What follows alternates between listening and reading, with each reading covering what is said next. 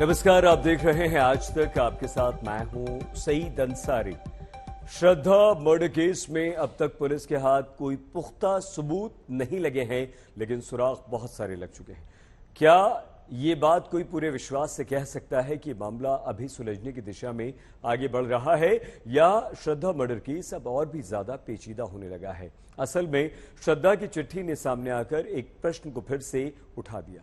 कहीं ये सब कुछ एक प्लान के तहत तो नहीं था?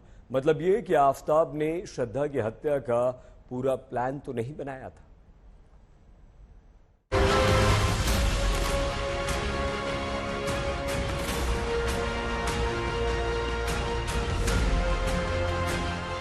मेहरौली के मकान की तलाशी, जंगलों की खाक छानती पुलिस, सबूतों के लिए दर दर भटकते कानून के सिपाही। इन तमाम तस्वीरों के बीच एक तस्वीर आफताब की भी सामने आई। साथ ही सामने आई श्रद्धा की वो 2 साल पुरानी चिट्ठी, जिसमें कत्ल की सारी बातें ठीक वैसी ही लिखी थी जैसा आफताब ने अब तक पुलिस के सामने अपने राज को उजागर किया है। ऐसे में कुछ सवाल इस अंदाज में खड़े हो जाते हैं, तो क्या श्रद्धा का मर्डर एक प्लानिंग का नतीजा है? क्या श्रद्धा के मर्डर की पहले से प्लानिंग की गई थी? क्या मर्डर से बहुत पहले ही दिल्ली की रेकी की गई थी? क्या मर्डर की प्लानिंग के तहत आफताब दिल्ली आया? क्या मर्डर की प्लानिंग के लिए ही छतरपुर में मकान लिया? क्या पहाड़ों पर जाना आफताब की प्लानिंग का पार्ट है? श्रद्धा मर्डर केस की जांच लगातार पुलिस कर रही है। ऐसे में आफताब ने कई बयान दिए हैं। अब वो कितना सच और कितना झूठ बोल रहा है, जाहिर तौर पर जब जांच मुकम्मल होगी तभी पता चल पाएगा। इस बीच एक चिट्ठी सामने आई है। इस चिट्ठी ने इस पूरे केस की दिशा को मोड़ दिया है। सवाल ये उठने लगे हैं कि आफताब ने जो अदालत के समक्ष बयान दिया था वो कितना सच था।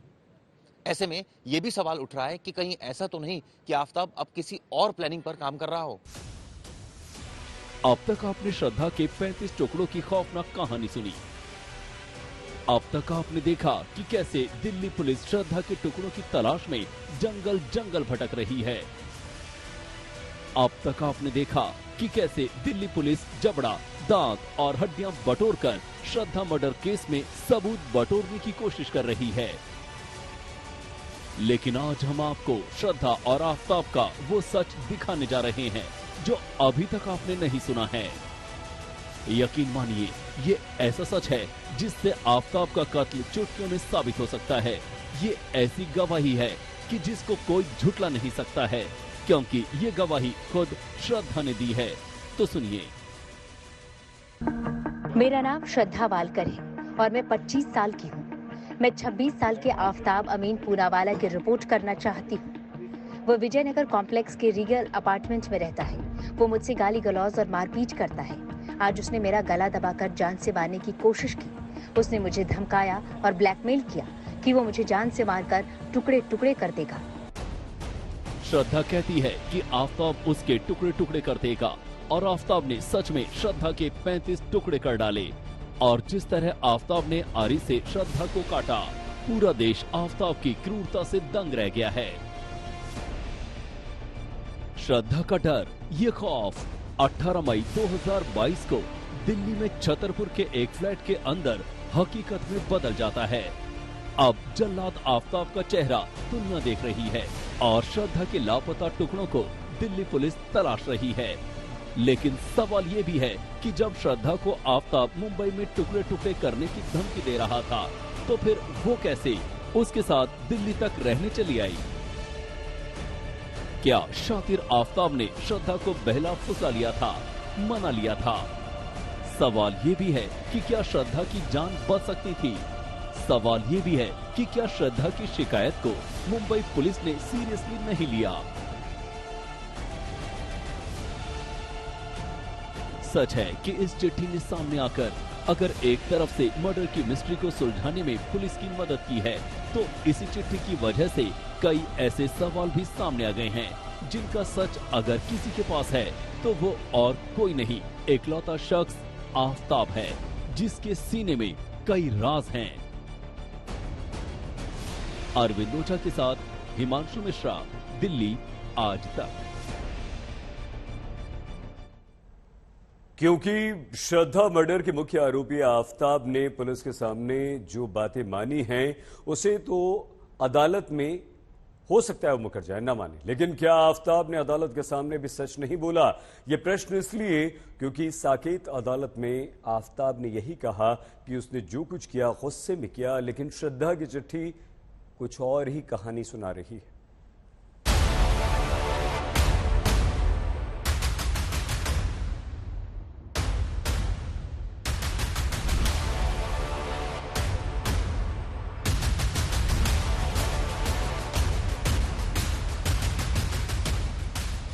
तारीख 22 नवंबर 2022, जगह साकेत कोर्ट, मामला श्रद्धा मर्डर केस।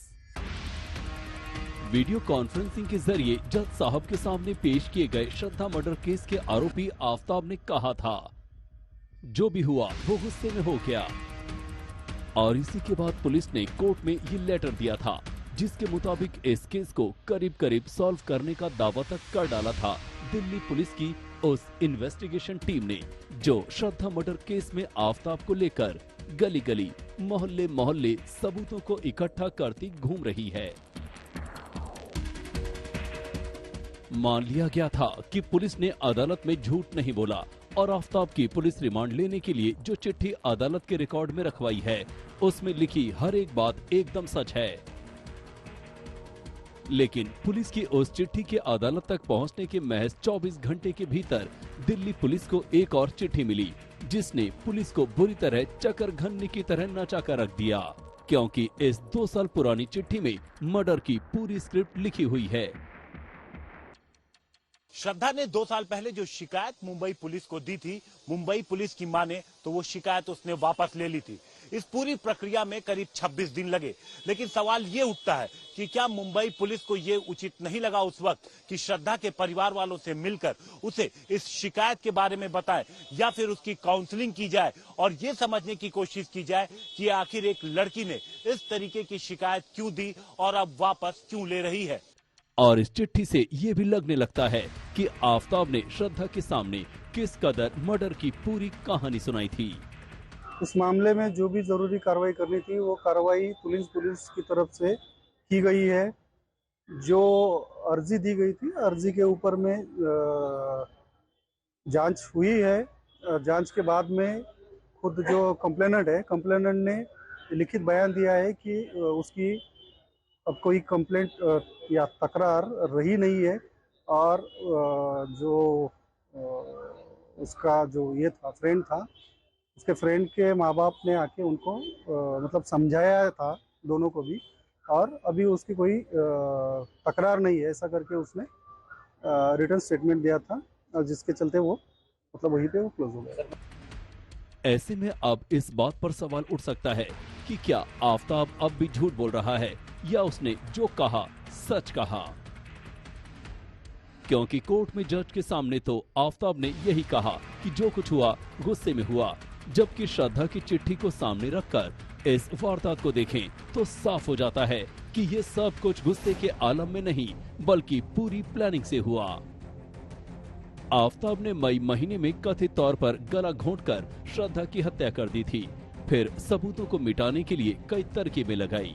पहले शव को 30 से ज्यादा टुकड़ों में काटकर अपने फ्रिज में रखा, फिर अगले कई दिनों तक शव के टुकड़ों को फेंकता रहा, ऐसा उसने खुद कबूला है। 6 महीने बाद 10 नवंबर को श्रद्धा के पिता की शिकायत पर हुई छानबीन के बाद इस घटना का पता चला। श्रद्धा और आफताब करीब 3 साल मुंबई में लिव इन में रहे थे। इस साल मई में दोनों दिल्ली आए थे। अब तक जो वजह सामने आई उसके मुताबिक श्रद्धा शादी करना चाहती थी और आफताब उसे टाल रहा था।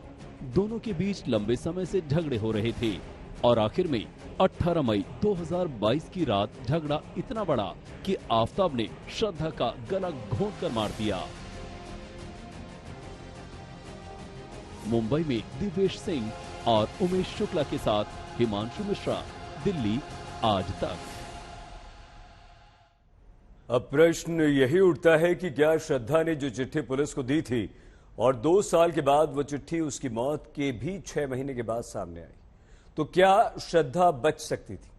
क्या श्रद्धा ने जानबूझकर अपने होने वाले हत्यारे के साथ रहना स्वीकार किया था, जबकि श्रद्धा बहुत अच्छी तरह से ये समझ चुकी थी कि आफताब उसे मारता पीटता है, धमकी देता है, मार सकता है। फिर भी आफताब के साथ श्रद्धा किस मजबूरी में रहने को तैयार हुई?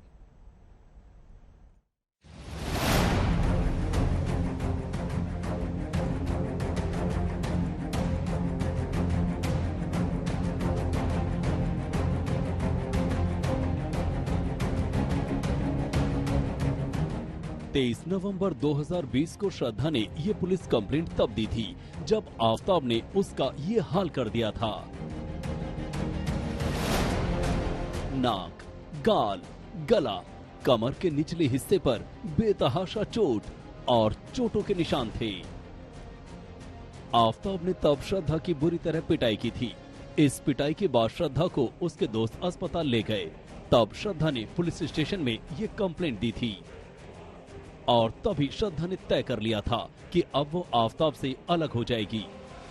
लेकिन अफसोस, वो फिर से आफताब के साथ आ गई। आफताब ने तब श्रद्धा को इमोशनल ब्लैकमेल किया था, शायद श्रद्धा से माफी भी मांगी। तभी तो श्रद्धा पसीज गई और फिर उसी आफताब के पास पहुंच गई। इतना ही नहीं, आफताब के कहने पर ही उसने पुलिस स्टेशन में दी अपनी कंप्लेंट वापस भी ले ली। मामले में जो भी जरूरी कार्रवाई करनी थी वो कार्रवाई पुलिस की तरफ से की गई है। जो अर्जी दी गई थी, अर्जी के ऊपर में जांच हुई है। जांच के बाद में खुद जो कंप्लेनेंट ने लिखित बयान दिया है कि उसकी अब कोई कंप्लेंट या तकरार रही नहीं है और जो उसका जो ये था फ्रेंड था, उसके फ्रेंड के माँ बाप ने आके उनको मतलब समझाया था दोनों को भी, और अभी उसकी कोई तकरार नहीं है, ऐसा करके उसने रिटर्न स्टेटमेंट दिया था और जिसके चलते वो मतलब वहीं पे वो क्लोज हो गया। तो क्या ये कहा जा सकता है कि ये श्रद्धा की जिंदगी की सबसे बड़ी नहीं बल्कि आखिरी गलती साबित हुई? जरा सोचिए, अगर इस कंप्लेंट के साथ ही श्रद्धा आफताब से अलग हो जाती तो क्या उसकी जान बच नहीं जाती? चलिए, श्रद्धा ने आफताब पर भरोसा किया, इसलिए वापस नहीं लौटी। लेकिन उस आफताब का क्या, जिसने 1.5 साल पहले ही श्रद्धा के कत्ल की पूरी स्क्रिप्ट ही लिख डाली थी। बस कत्ल की तारीख को छोड़ के इन लाइनों को फिर से बड़े गौर से पढ़िए। श्रद्धा लिखती है, आज उसने मेरा गला घोंट कर मुझे मारने की कोशिश की। उसने मुझे डराया, ब्लैकमेल किया, साथ ही ये भी कहा कि वो मुझे मार डालेगा, मेरी लाश के टुकड़े करेगा और फिर बाहर फेंक देगा। श्रद्धा ने जो कुछ लिखा वो सब कुछ हूबहू सच हुआ। 18 मई 2022 को आफताब ने श्रद्धा को ठीक इसी तरह मारा। उसने पहले श्रद्धा का गला घोंटा, फिर लाश के टुकड़े किए। इसके बाद उन टुकड़ों को किश्तों में बाहर फेंकता रहा जब तक कि सारे टुकड़े बाहर नहीं निकल गए। वैसे श्रद्धा के इस खत या कंप्लेंट का एक और पहलू भी है। शायद इस सवाल का जवाब भी इसी खत में है कि आफताब के तमाम जुल्म और सितम के बावजूद श्रद्धा उससे दूर क्यों नहीं जा रही थी। अमरदीप और हिमांशु मिश्रा के साथ अरविंद ओझा, दिल्ली आज तक। इस बुलेटिन में फिलहाल इतना ही। आप प्लीज अपना बहुत ख्याल रखिएगा। देखते रहिए आज तक।